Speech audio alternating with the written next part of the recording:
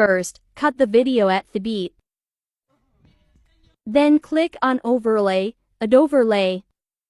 Click on Stock Videos. Scroll down until you find White Picture. Adjust it to about 8 seconds.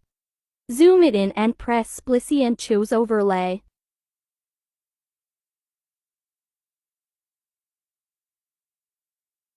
Click on Animation and Out, then choose Fade Out. Copy it so it matches the music. Now press on the clip and click on Speed, then Curve and Custom Edit. Now this thing should pop up. Delete all of the beats and put the speed line on the line under. So basically, you're going to add beats when you see the white flash, and put the beats over 1x speed. I hope you understand. Watch how I do.